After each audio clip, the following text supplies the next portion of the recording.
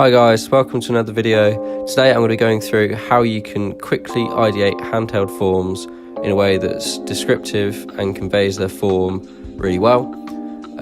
It's a really simple method and it's really useful as this is a key skill that you can use to convey your ideas to yourself or others or clients or anyone like that. I'm going to be doing this with toothbrushes as it's just quite an easy one, but again you can apply these principles to other handheld forms as well. So we'll start off with just a centre line, and the premise of it is using ellipses to break down sort of bubbly forms basically, and then connecting the lines really nice and smoothly. And you can also add in sort of extra cross sections as well to communicate material breaks or other contour lines, just like I'm doing now, just to communicate the form as well as you can. And as you can see, that only took sort of, I don't know, like 30 seconds or so for one idea. They don't have to be really perfect, but we just want them to communicate form, and I feel as though that's something you can imagine holding just from looking at the sketch.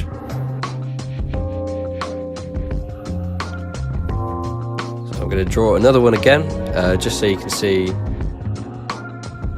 generally the process of this. So another ellipse and a second ellipse, and then I'm connecting them up slightly differently this time, just to communicate a slightly different form. This is the fun of it, is that you can sort of go wild with this technique, and because it's quite quick you can rattle off so many ideas really quickly, and that's really important that you're not missing any ideas when you're ideating and you're not wasting too much time being precious over one single sketch.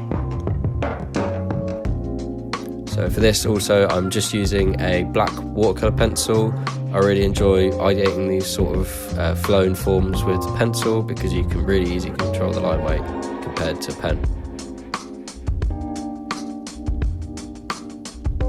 So it's important to keep your pencil sharp for this, and as you can see I've just sped it up basically because it's more of the same, and you can see literally just keep going with this ellipse technique.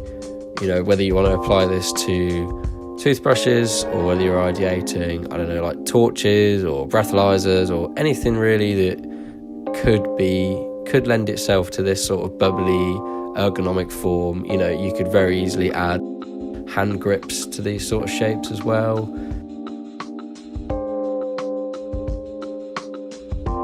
And yeah, just continuing with that same technique.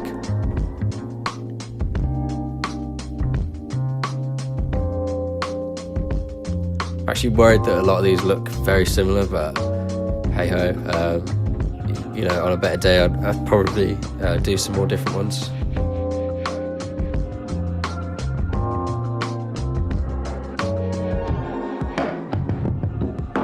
And yeah, this is just the final one here. For the composition of the page, it's nice to have them at different angles as well, and I know I said not to be too precious, but it is just a nice sort of extra thing you can do to present your sketches nicely.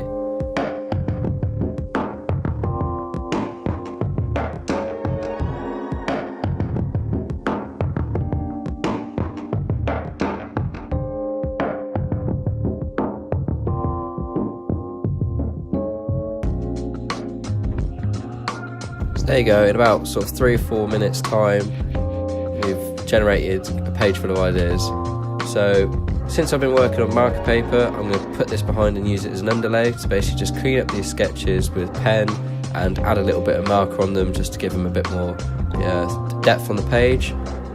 This isn't necessary, but it's something that I like to do, as I think that this makes the sketches even more descriptive.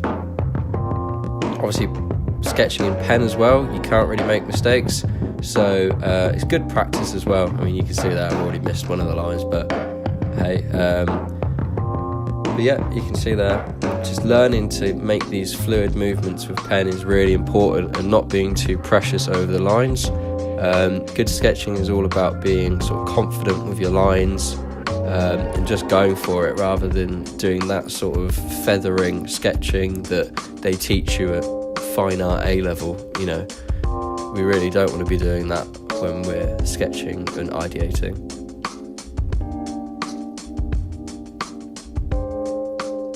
You can see the way I'm holding the pen quite far down the pen. I'm not really too close to the tip, and that allows me to get a lot more control in the movement of the pen in my elbow and wrist, which then allows me to make these sort of big, long flowing lines,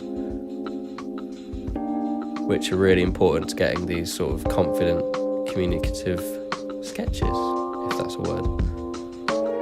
Again, just sped it up, and yeah, you can really start to see the page coming to life a bit more now as these sketches get a bit more defined.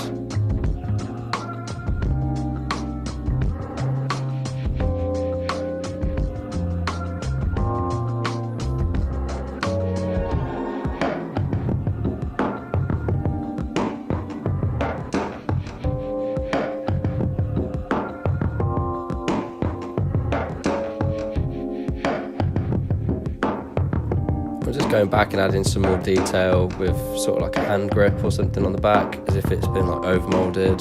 But yeah, that's that for the pen. And I like to add little sort of drop shadows, again, just to sort of place them on the page a bit better, sort of makes your ideas pop quite a bit. And this can be applied to any forms, doesn't necessarily have to be these sort of handheld bubbly forms. And then I'm just going to take some cool grey markers and really simply just go over them. I think I only used 2 colours. Starting with the cool grey 4, just going around the back edge to sort of communicate some sort of lighting on the page.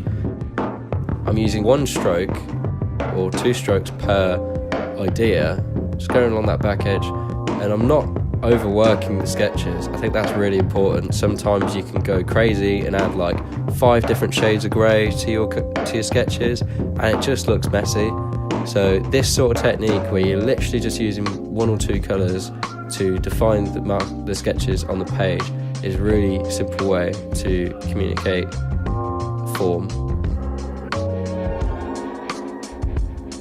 I was just going back and darkening up some of the areas around the underside of the forms, and you can see already that sort of brought them to life a bit more as well. It's something you can imagine holding, you can imagine the contours of the shapes as well. So yeah, really nice technique. Just keep it simple, don't overwork it. And then I'm going to go in with a lighter marker just to go on the front surface, just again to communicate that I kind of want this concaved shape on the front of each of these designs. Again, not essential, but it's just something I do that makes it look quite nice. And it's really simple. And you can use the same markers to just darken up those shadows. So again, things to take from this is sort of a new segment for these videos. Be confident, not too precious. Be confident with your lines. Don't be precious about when you're ideating, about sort of feathering sketches and, you know, sketching really detailed. You want to just convey the form as quickly and descriptively as you possibly can. Don't overwork your sketches. That's number 2. Again, like I just said with the markers, keep it simple, don't overwork it. And number 3, don't spend too long on one idea.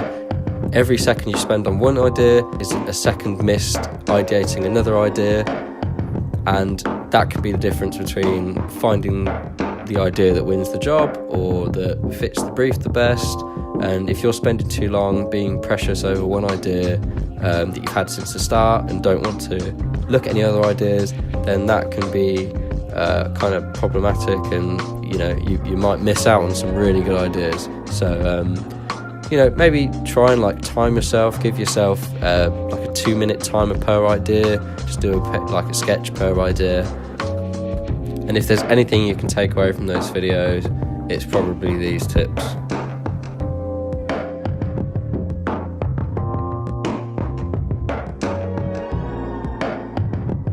So yeah, thank you very much for watching again. You can go follow me on Instagram and all that.